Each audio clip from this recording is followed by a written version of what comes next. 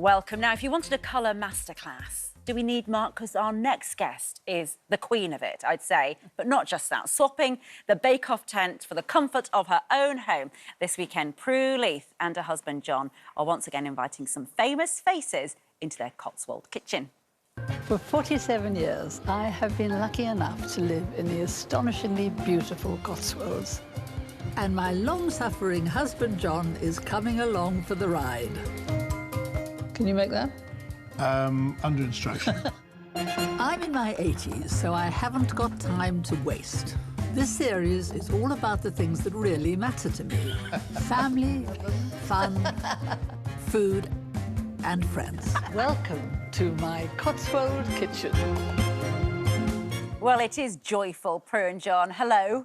Hello. And now, is this a bit of a stretch for you to leave your house for a bit of TV work now? Are you insisting that everything happens in your home? Well, I would quite like it to. It would be lovely, wouldn't it? Lovely, but it is fun to be here, I must say. Yeah, well, it's lovely to have you in. This home is so beautiful. It marks a milestone in your relationship, doesn't it, this home? Because it was a combined effort to build it. Yeah, and, you know, we were so lucky because we did it over a lockdown. Yeah. And construction was allowed. And I had... It was outdoors. Yeah, it was outdoors. Of course. And I had my house for nearly 40 years or something, 48 years. And so I thought I'd really miss it when I had to sell it. But, of course, because we were building a new house, it was fine. I just thought about the new house, not about the one I was losing. And who was in charge, really? Who was the true project man? Was it you? Because you're a designer, aren't you? I mean, you design clothes. Yep. But designing the house. Yeah. No, I love it. I love, you know, attention to detail, being there every day. It was great. For 2 years, it was lovely. Is this, John, is this your first foray into being in a big TV show? Or have you done a lot of TV before? No, absolutely. Could I say I'm a virgin in this job? You certainly can. You wouldn't believe it to watch it. And how are you finding working together? I mean, it must be joyful, but really, Prue knows exactly what she's doing, whereas you are the virgin, you are the novice here. Do you know, when we did the first show together, John was not listening to what the director said, and I said to him, John, you see that girl? She's the director. The clue is in the name. She directs and you do what you're told. He doesn't take direction. So what was going on? Were there tensions on set, Prue? You can tell me now. No, none, because I've given up on it. I mean, you know, so does John, do you now just do what you want, and you know what, it works. Yeah. And one of the things that's nice about that show is that because it was on a pretty tight budget and we only had a day for every programme. Yeah. So we never, ever refilmed anything. If I'm making a cake and it doesn't quite work, well, I just say, well, that didn't quite work, but never mind, it'll taste delicious. And we just keep going, because in real life, you'd never chuck something just because it wasn't perfect enough for the camera. Exactly. You try and cover it up, or you just embrace it. Or you just think, well, you know, it's cooking. It sometimes doesn't work. Yeah. And there was one moment when I'm trying to show you how to take a mango skin off a mango using a glass as a kind... Anyway, it worked. It's a really good hack and it works well. So I'm doing it and it didn't quite work and the skin got stuck on the mango and I thought, oh... So I said to John, well, you have a go, and I gave him the other half of the mango. And, you know, he did it perfectly, and he'd never done it before. You know that's called beginner's luck, don't you? Yes, of course. Big hands. Big hands. Pretty irritating.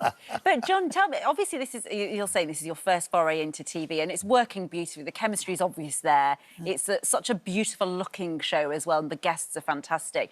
But I didn't realise until I read my notes that you have a firm hand in Prue's fantastic style as well, which is so wonderful, and it's inspired our entire fashion item today with Mark. Tell us a bit about your involvement in Prue's fashion. Well, I think I've always loved colour, and so has Prue. I mean, I just think I'm a bit like sort of put the wind under her wings, really. So she would say, I can't wear this or I can't wear that at my age or all that.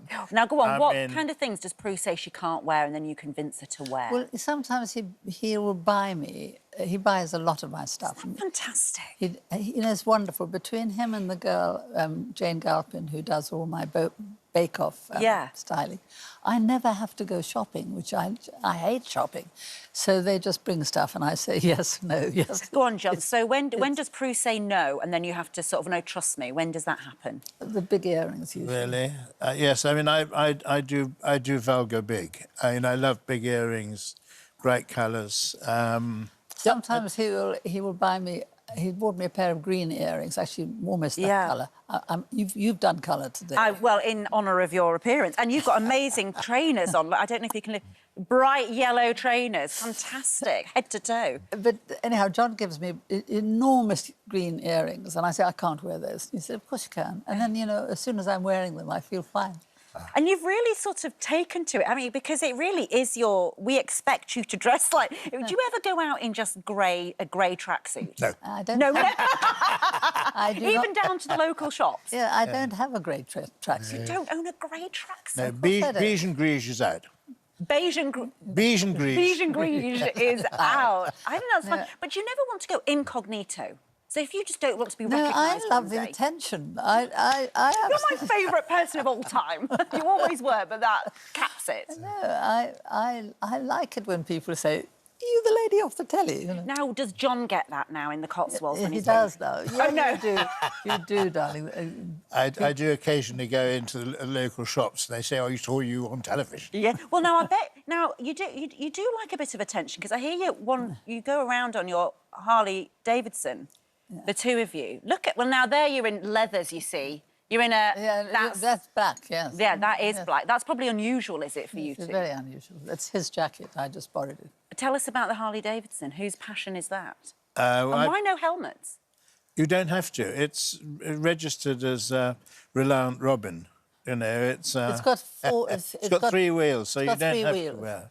The back.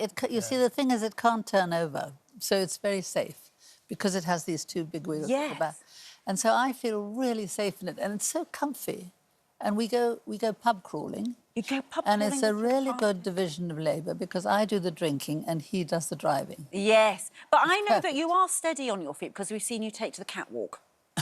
Yes. Let's take a look. Oh, I wasn't that steady. And just explain this moment to us. Look at you there.